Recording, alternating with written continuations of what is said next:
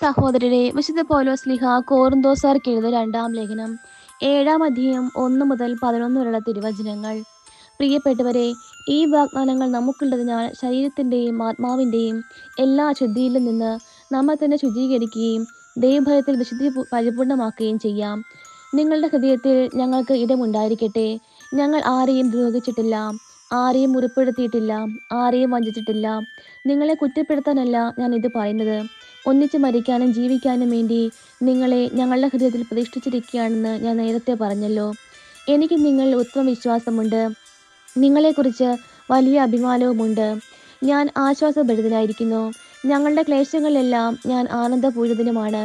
ഞങ്ങൾ മക്കെദോന്യയിൽ ചെന്നപ്പോൾ പോലും ഞങ്ങൾക്ക് ഒരു വിശ്രമവുമില്ലായിരുന്നു എന്ന് മാത്രമല്ല, ക്ലേശങ്ങൾ സദാ ഞങ്ങളെ അലട്ടിക്കൊണ്ടുമിരുന്നു.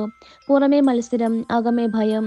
എന്നാൽ ആശയറ്റവരെ സമാശ്വസിപ്പിക്കുന്ന ദൈവം തീത്തോസിന്റെ സാന്നിധ്യം വഴി ഞങ്ങൾക്ക് ആശ്വാസം നൽകി.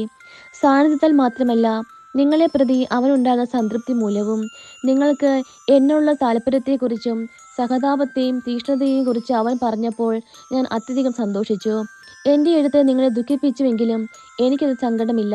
വാസ്തവത്തിൽ നേരത്തെ എനിക്ക് സങ്കടമുണ്ടായിരുന്നു. എന്തെന്നാൽ ആ എഴുത്ത് നിങ്ങളെ കുറച്ചു കാലത്തേക്ക് മാത്രമാണെങ്കിലും ദുഃഖിപ്പിക്കുകയുണ്ടായല്ലോ. ഇപ്പോഴാകട്ടെ ഞാൻ സന്തോഷിക്കുന്നു. നിങ്ങളെ ദുഃഖിപ്പിച്ചത് കൊണ്ടല്ല, മറിച്ച് നിങ്ങളുടെ ദുഃഖം പശ്ചാത്താപത്തിലേക്ക് നയിച്ചതുകൊണ്ട്. നിങ്ങളുടെ ദുഃഖം ദൈവഹിത പ്രകാരമായിരുന്നതുകൊണ്ട് ഞങ്ങൾ വഴി നിങ്ങൾക്ക് ഒരു നഷ്ടവും ഉണ്ടായിട്ടില്ല. ദൈവഹിത പ്രകാരമുള്ള ദുഃഖം രക്ഷാകരമായ പശ്ചാത്താപം ജനിപ്പിക്കുന്നു. അതിൽ ഖേദത്തിന് അവകാശമില്ല.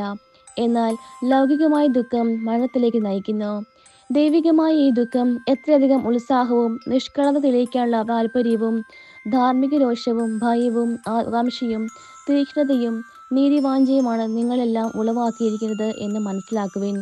നിങ്ങൾ നിർദോഷരാണെന്ന് എല്ലാ പ്രകാരത്തിലും തെളിയിച്ചിരിക്കുന്നു.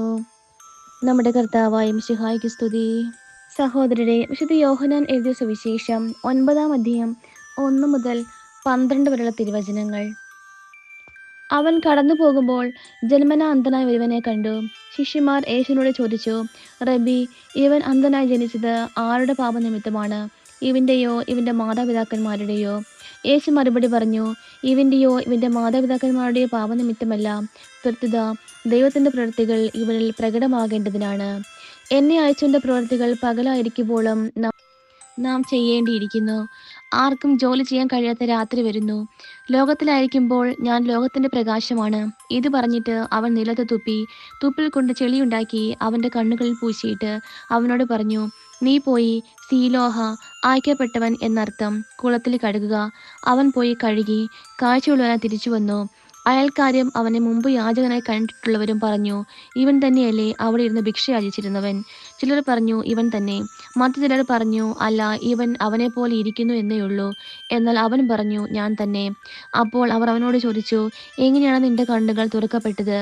അവൻ പറഞ്ഞു, യേശു എന്നു പേരുള്ള മനുഷ്യൻ ചെളിയുണ്ടാക്കി എൻ്റെ കണ്ണുകളിൽ പുരട്ടി, സീലോഹായിൽ പോയി കഴുകുക എന്ന് പറഞ്ഞു. ഞാൻ പോയി കഴുകി, എനിക്ക് കാഴ്ച ലഭിച്ചു. എന്നിട്ട് അവൻ എവിടെ എന്ന് അവർ ചോദിച്ചു. എനിക്ക് അറിഞ്ഞുകൂടാ എന്ന് അവൻ മറുപടി പറഞ്ഞു. നമ്മുടെ കർത്താവായ മിശിഹായ്ക്ക് സ്തുതി.